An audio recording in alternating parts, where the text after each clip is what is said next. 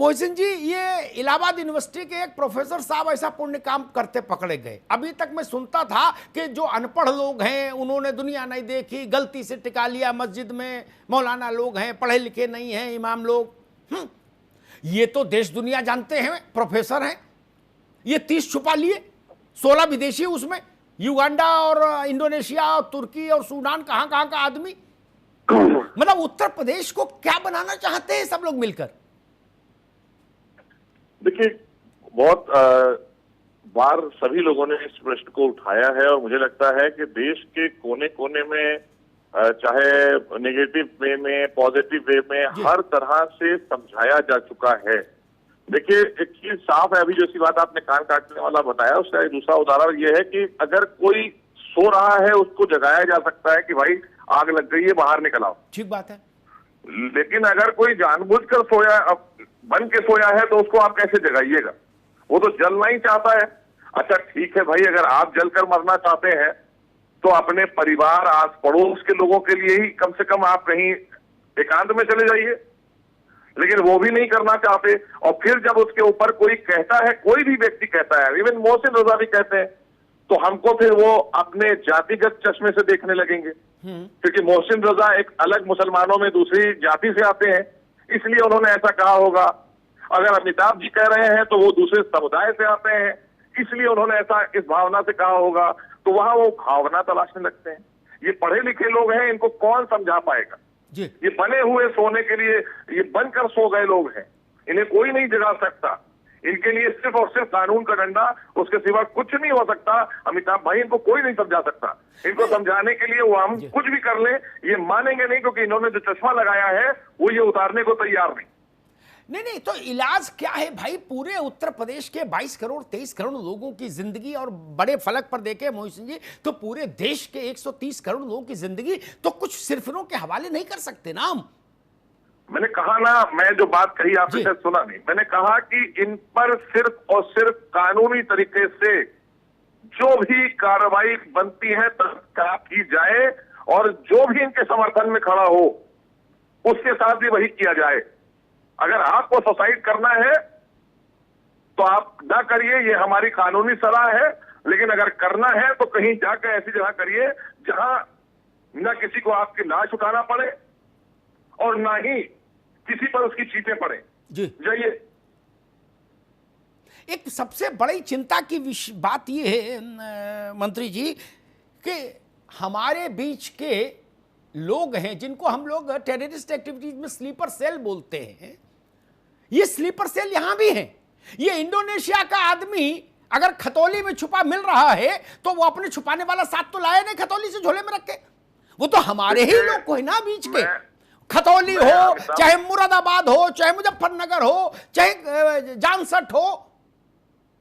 देखिए अमिताभ जी, ये सब इंटरनेशनल माफिया है, मुसलमानों के ठेकेदार हैं।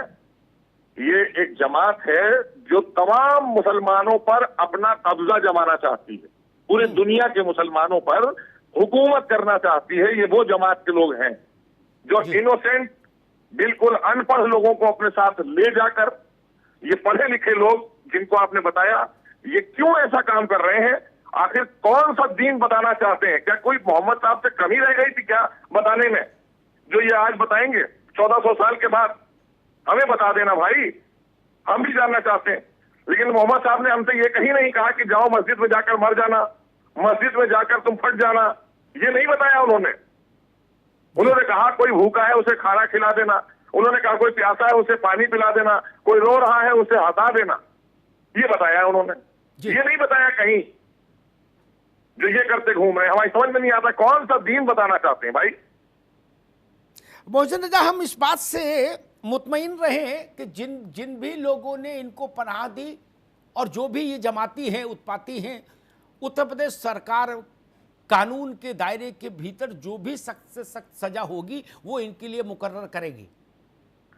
बिल्कुल करेगी अमिताभ जी। मैं आपके चैनल के माध्यम से फिर कह रहा हूं कि देश हित में, जनहित में जरूरी है ऐसी जमात को चिन्हित करके, ऐसी जमात से जुड़े लोगों को चिन्हित करके, उनकी जांच करके उनको भी बैन किया जाए देश में, और उनके खिलाफ जो भी देशद्रोह का मुकदमा चलाना हो चलाया जाए, क्योंकि ये जो गतिविधि है ये देश में किसी भी व्यक्ति के लिए खतरनाक है भाई। मोहसिन रजा, आपको पता है और उसके बाद आप छुप रहे हैं। जी मोहसिन रजा, तब एक काम ये क्यों नहीं हो सकता कि चूंकि देश में अभी जितनी व्यवस्था है उसका मूल कारण यही एक जमात है, मरकज। कुछ समय के लिए जमात पर ही, मरकज पर ही प्रतिबंध लगा दिया जाए, तबलीगी जमात पर।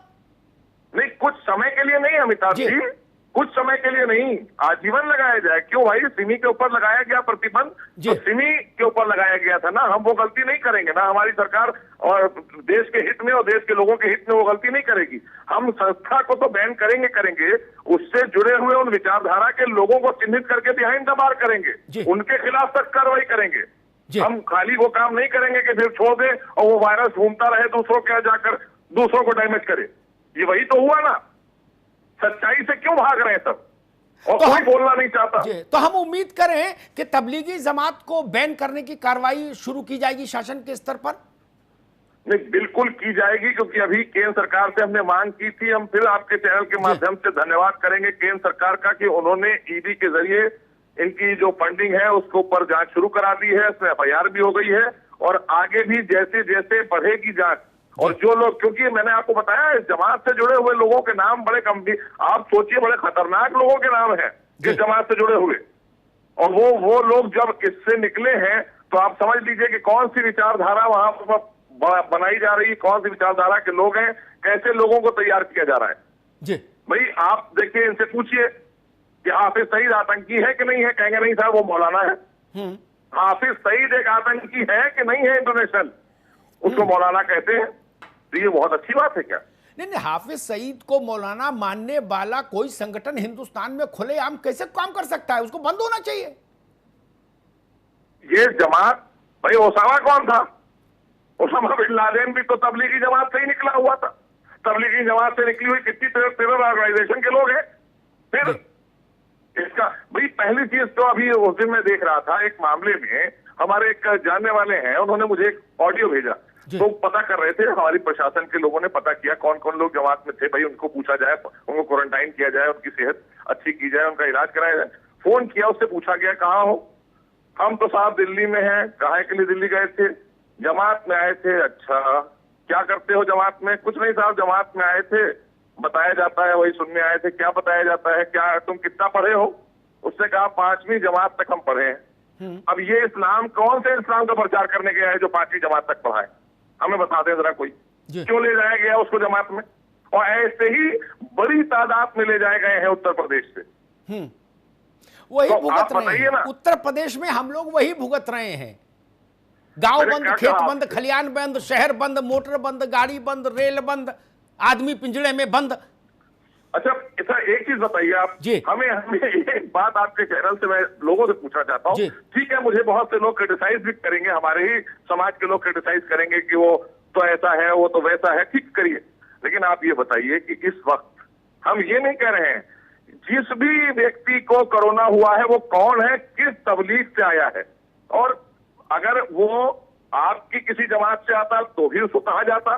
बिल्कुल कहा जाता। क्या राम रहीम के बारे में आपने कुछ नहीं कहा? क्या आपने आसाराम बापू के बारे में कुछ नहीं कहा? कौन से चैनल ने नहीं कहा है? सबके लिए कहा भाई, ताल ठोक कर कहा। आज क्यों लोग चुप बैठे हैं? क्यों अपने मुंह पर टेप लगाकर बैठे हैं?